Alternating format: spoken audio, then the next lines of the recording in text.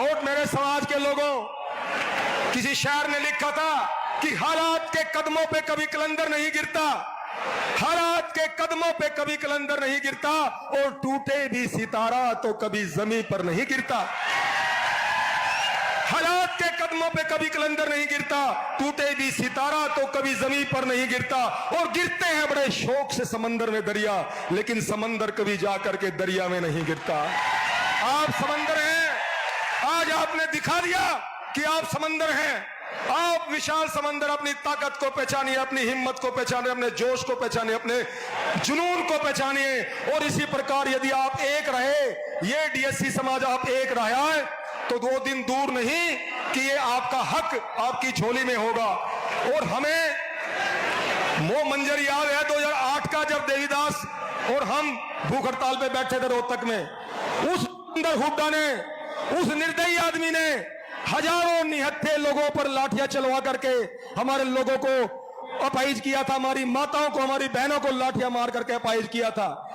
और उनके ही कुकर्मों से वो 10 साल सत्ता से बाहर रहे। और हमने भूपेंद्र हुड्डा को कहा था कि भूपेंद्र हुड्डा, आपने वो निर्दयी काम किया है, आपने वो घटिया और घिनौना काम किया कि हम तुम्हें श्राप देते हैं कि जन्म जन्म तक तू कोई मुख्यमंत्री नहीं बन पाएगा इस हरियाणा का।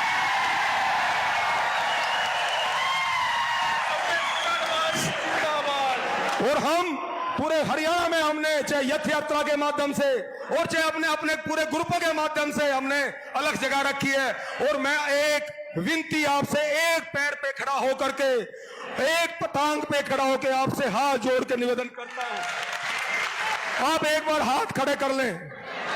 समाज के लोगों, आपके लिए हमने त्याग बलिदान किया, 18 साल खपा दिए, 6.5 साल जेलों में बिता दी, हरियाणा की 6 जेलें काटी हैं।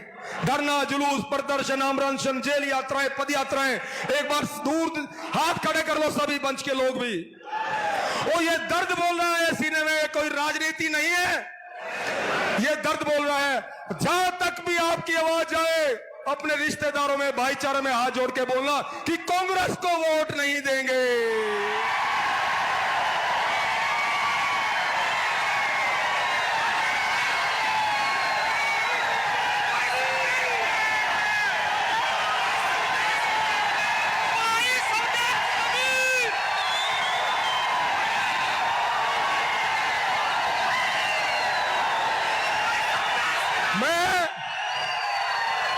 ये सीने का दर्द है समाज के लोगों। जिस कांग्रेस सरकार ने, जिस कांग्रेस पार्टी ने हमारे बच्चों का निवाला हमसे छीन लिया, जिस कांग्रेस पार्टी ने हमारे बच्चों पे की पीठ में खंजर घोंप दिया, उस कांग्रेस को नाकोचने चबाने, और वो नाकोचने केवल आप चबा सकते हो, केवल आप चबा सकते हो। और आज मैं सीआईडी के माध्यम से, ये सीआईडी के लोग खड़े, मेरे भाई पीछे भी खड़े, उनके माध्यम से आज मैं ये मंच से ऐलान करता हूं कि हम एक वोट। और सुन लो नायब सिंह सैनी, आपने वादा किया है समाज से, और मैं वैसे नहीं बोल रहा हूं, मैं इसलिए बोल रहा हूं, सुप्रीम कोर्ट का निर्णय आने से पहले ही भारतीय जनता पार्टी ने और मनोहर लाल खट्टर ने जींद की इसी ऐतिहासिक भूमि में संत कबीर जयंती पर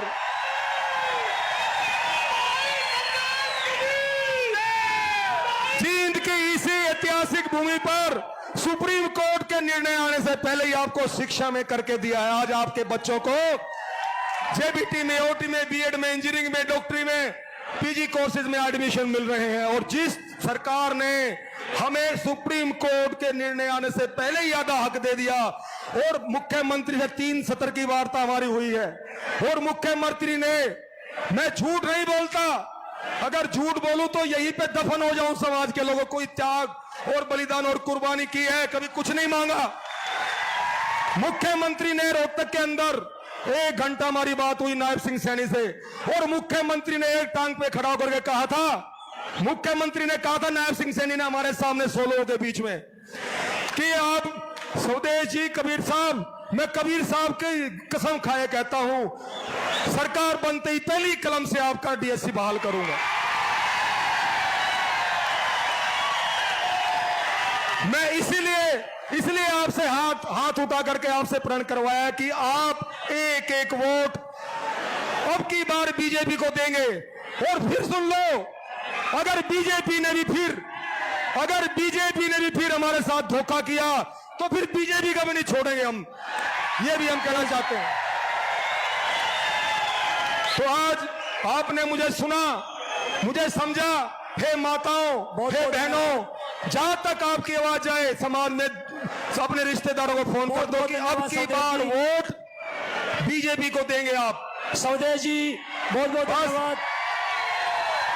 बस हे माताओं, किसी शायर ने लिखा था कि जन्नी जने तो भक्तजन, जन्नी जने तो भक्तजन, या दाता या सूर, या फिर जन्नी बाज रहे तू काहे गवाए नूर। हे समाज के लोगों, आपकी जय हो। और आज इतनी भारी संख्या में आज एकत्रित हुए हो, आपकी जय जयकार इतिहास में स्वर्णिम अक्षरों में लिखी जाएगी। इस प्रकार इकट्ठे रहना। और समाज का कोई भी नेता जब समाज को बुलाता है तो इसी प्रकार आपने इकट्ठे होकर के अपनी एकता का परिचय देना है।